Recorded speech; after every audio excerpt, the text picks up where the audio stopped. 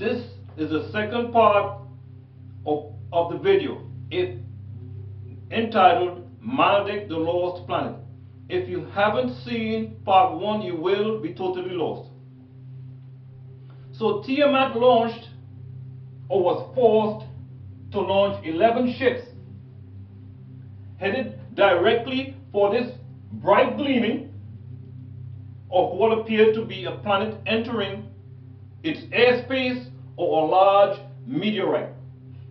It was NIBIRU.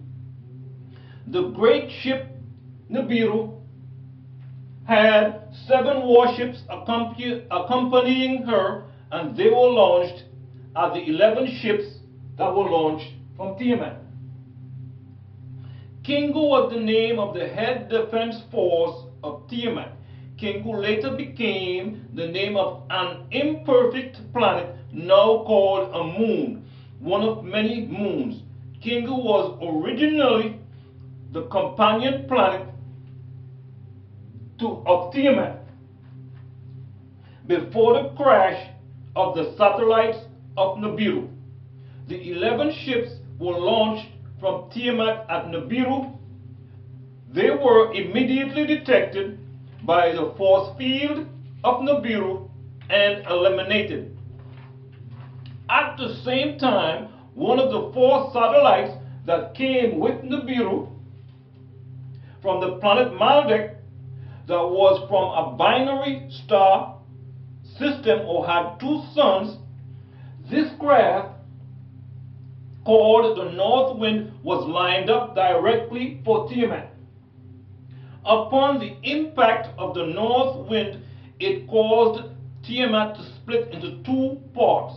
The North Wind then came back around, shattering that half into pieces, making comets, of which Halley's Comet is one, and asteroids. Many of the pieces that caught on fire formed the asteroid belt that is in the center of this solar system. This all happened equinoxes ago. The Maldikian craft, known as the East Wind, swung around and put a hole straight through the upper half of the planet. The hole which the East Wind bore in Tiamat caused the upper half of Tiamat to wallop in its orbit, setting large portions of it on fire. NIBIRU's 7 ships broke into 2 separate fleets. The first 4 ships circled the planet, or Tiamat, also called Earth, creating a net-like web which was a magnetic field, a tetrahedron under the science of magnetism.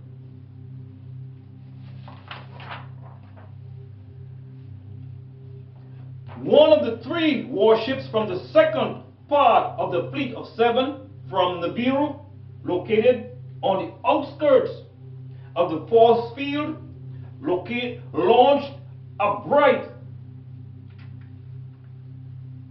flame of light, much like ball lightning.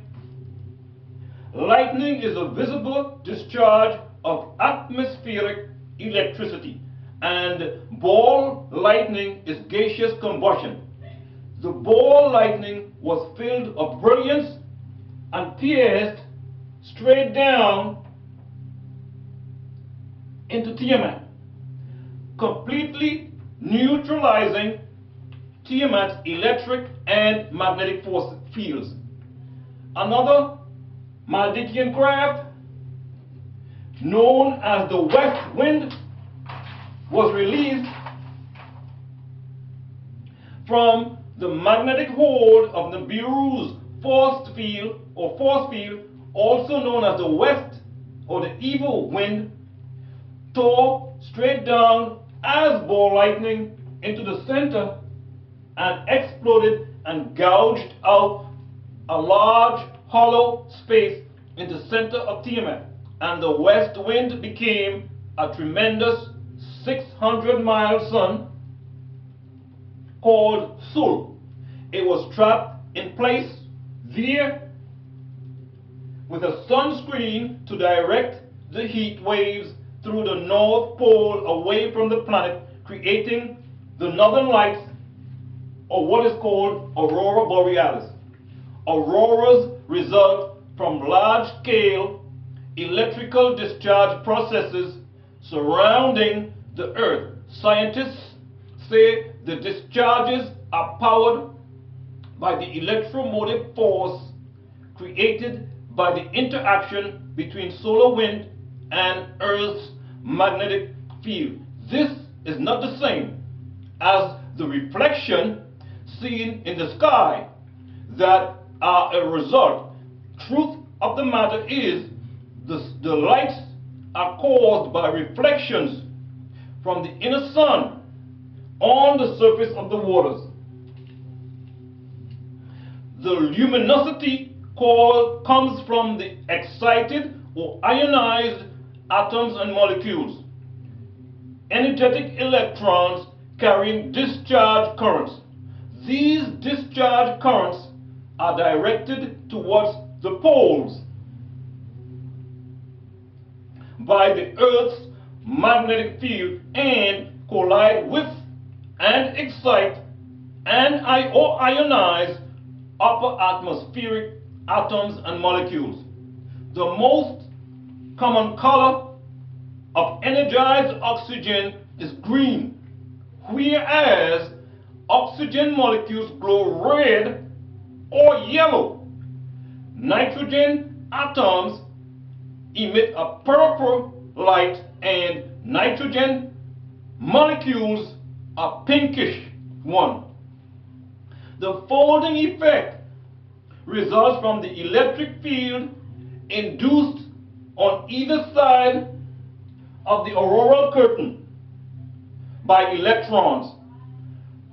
North of the curtain, the field is directed southward, while on the south side, it is directed northward. This causes the ionized air on either side to flow rapidly in opposite directions, producing whirlwind folds in the curtain. So the ball of light in the center of Tiamat was named Apsu, meaning one who exists from the beginning, and the place was called Ishara. So from the 7 crafts that accompanied NIBIRU, he, Murdo,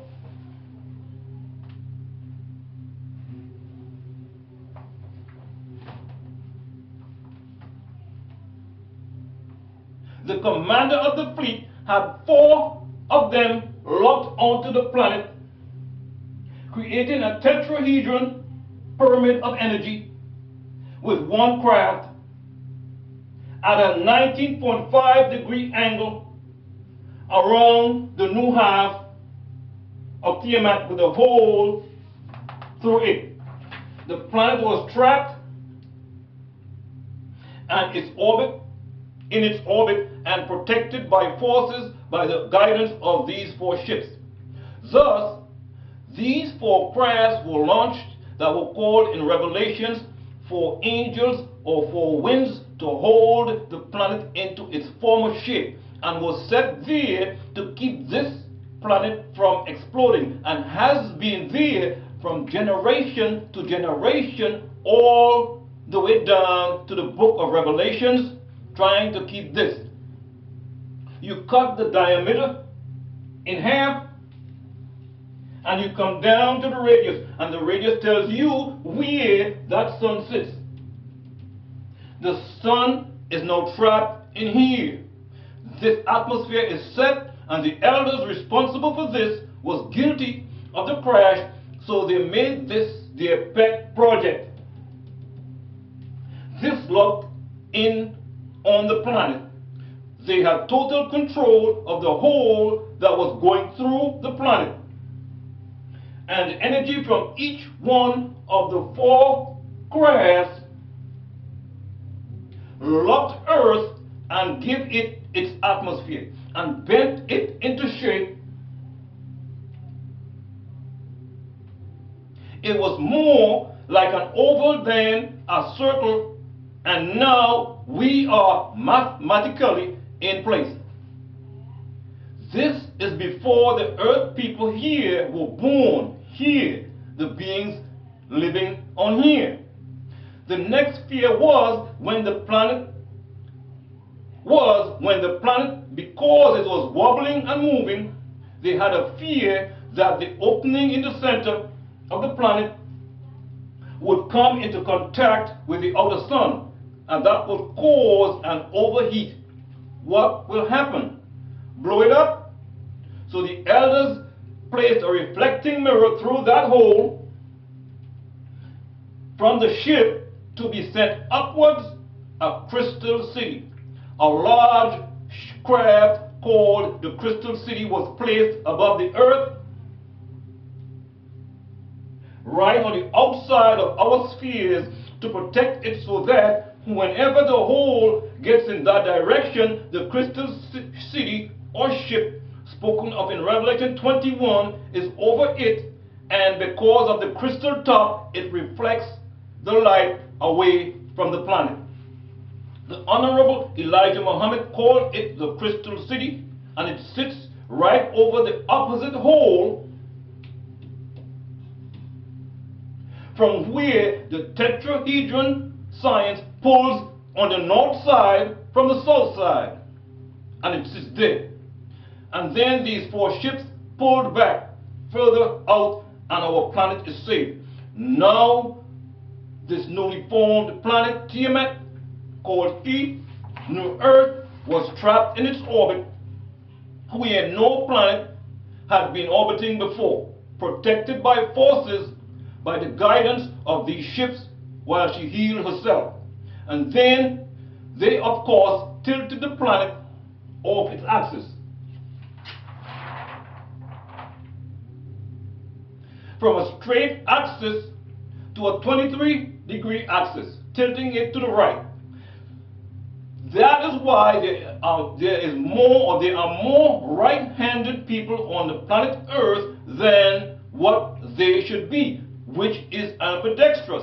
You should have been ambidextrous. And there is a reflection on the planet Earth where, because of that, people look different on one side than they do on the other. You think when you are looking at yourself that you look the same.